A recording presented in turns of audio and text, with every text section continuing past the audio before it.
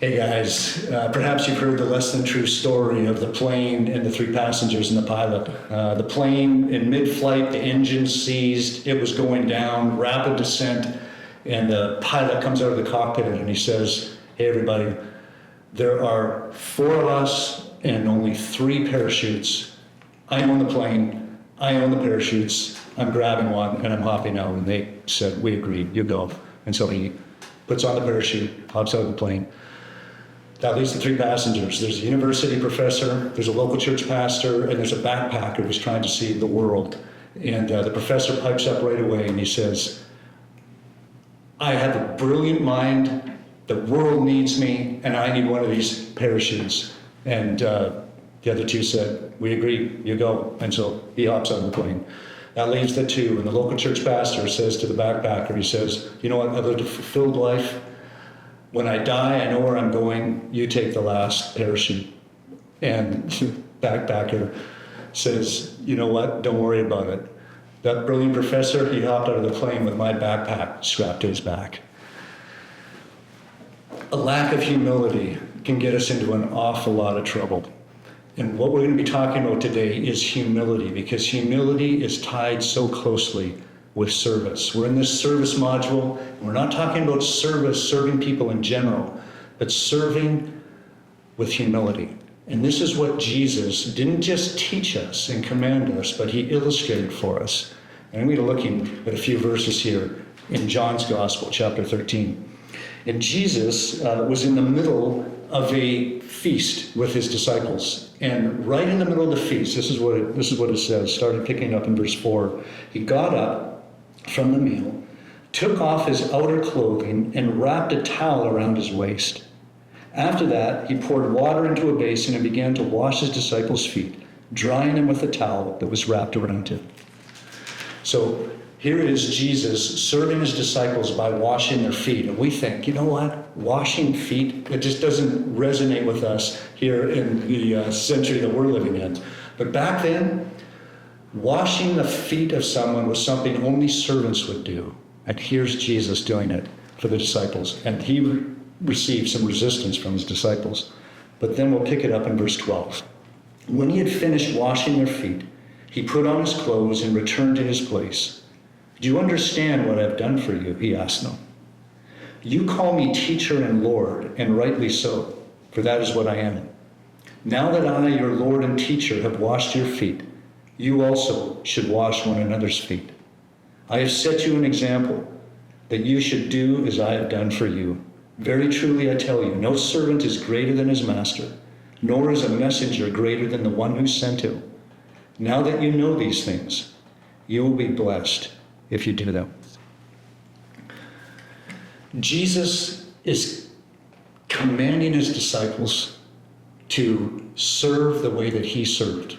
In humility. What are we referring to when we're talking about humility? Humility is this action of bowing ourselves below somebody else, bowing down low.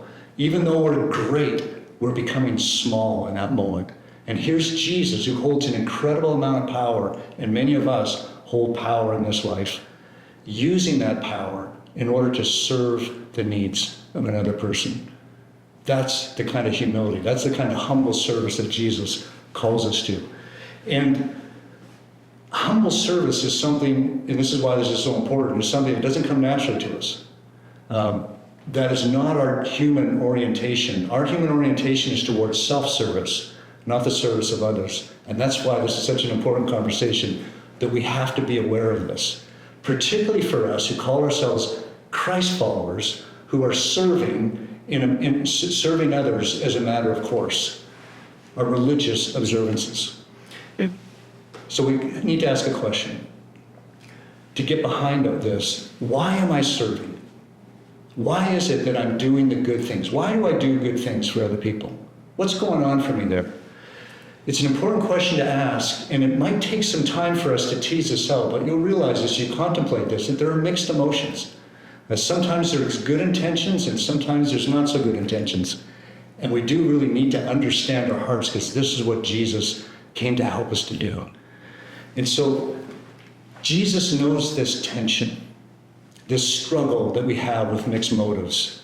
And he's wanting to purify us. In Matthew chapter 6, this is the middle of the Sermon on the Mount, he's going to address this issue that we have with false intentions. So doing service towards others that might appear on the outside to be loving, but truly they're self-serving. And so I'm taking a look here at Matthew chapter 6, just the first 3 verses. Jesus is speaking with regard to a number of different practices, religious practices of the day, which he refers to as kind of acts of righteousness. But we're just going to focus here on the first one. So he says this, chapter 6, verse 1, "Be careful not to practice your righteousness in front of others to be seen by them. If you do, you will have no reward from your Father in heaven.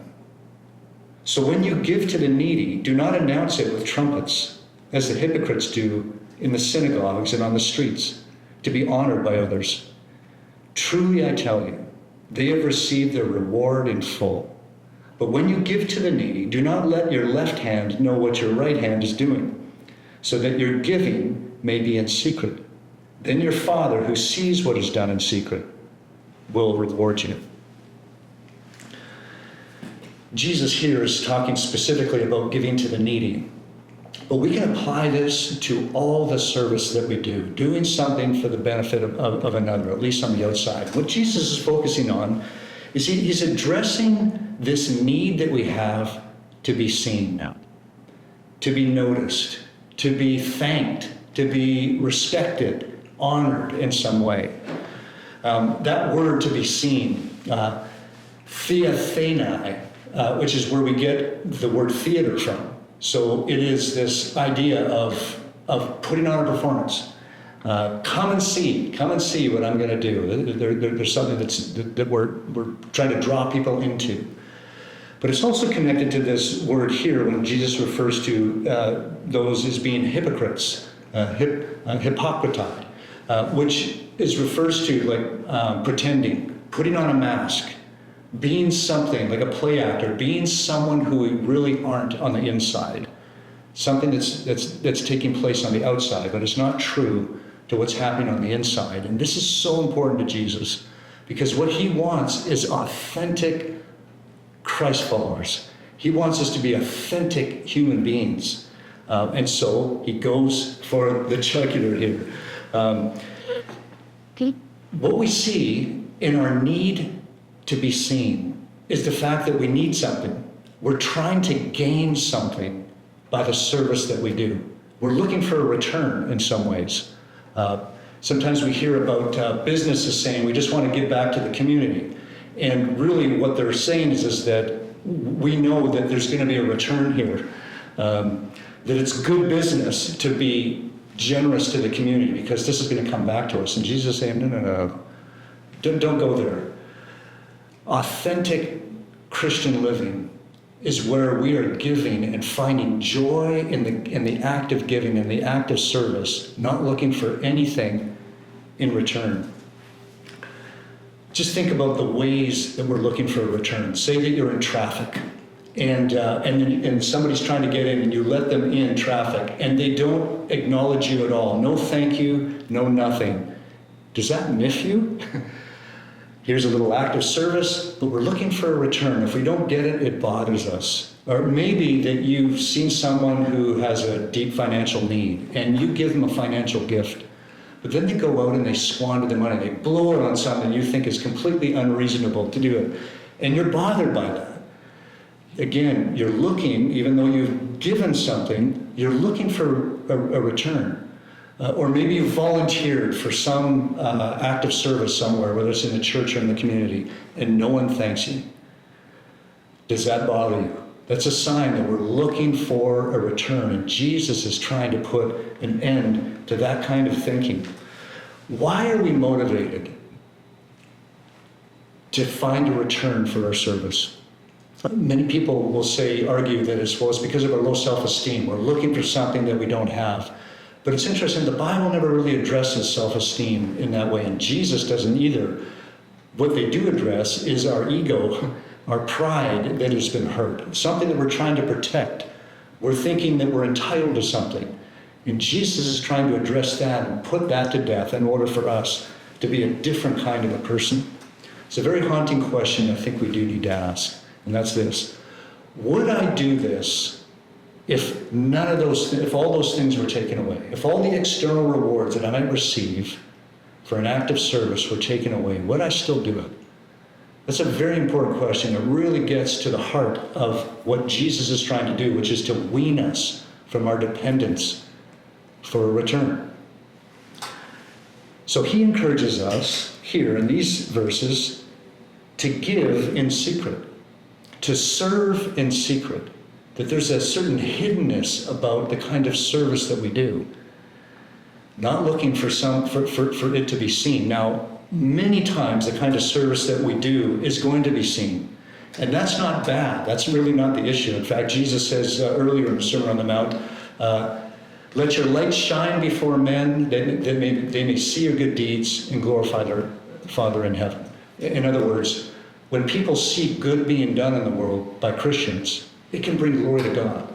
So it's not so much the issue of whether something's seen or not. The issue is what's going on in the heart. What's our motivation? What's our intention behind the why? What is the why behind what we're doing?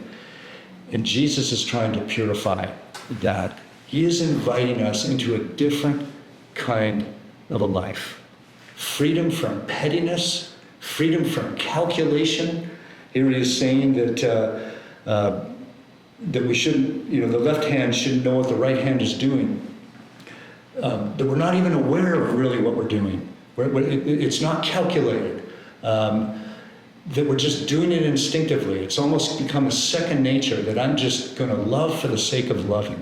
I'm going to serve for the sake of serving. I want to bring joy to somebody's heart, meet a need, and be satisfied in that. That's where Jesus is taking us here.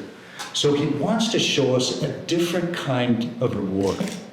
We're looking for the external, but there's something internal that Jesus is talking about here. And it's the reward that only God himself can give to us. You see, it says here that even though others may not see what we do, our Father in heaven does see what we do. And when he sees what is done in secret, he will reward you. Just knowing that the God who loves us and delights in us and who's humbled himself before us sees us is enough to bring us to a whole new place. Back in John's Gospel, in John 13, when Jesus was speaking to his disciples and explaining what he was doing in washing their feet, he says, now that I, your Lord and teacher, have washed your feet, you also should wash one another's feet. I have set you an example that you should do as I have done. Jesus set an example for us to follow, to be sure, in serving others humbly. But when we realize who it is that has served us, the Lord, the Master, our King, he is the one that's bowing low before us. He's the one that's serving us with humility. It changes the way that we will serve, that we can serve anybody when we know that we have been loved and served by God in this way. So let's put this into practice. Allowing Jesus to wean us from our dependence on a return, to allow him to heal our hearts and to purify our hearts, that we would serve with joy for the sake of just showing love to someone and for them to be blessed as a result. So when we see a need in these coming weeks, particularly those that we can identify with, we want to seek to meet that particular need. Maybe it's a financial need that someone has. Maybe it's a leadership vacuum that we know we could step into. Maybe it's caring for an elderly person. Maybe someone is in need of a word of encouragement, whatever it might be, whatever need we might meet. Let's trust that it's the Holy Spirit of the living God who has opened our eyes to it and is prompting us to do something about it. And as we act, as we operate, we want to check our heart and realize that we're doing this because we're being seen by the God who has humbled himself before us He loves you. He cares about you. And he's wanting to liberate you and me to serve him humbly. And God bless you as you do so.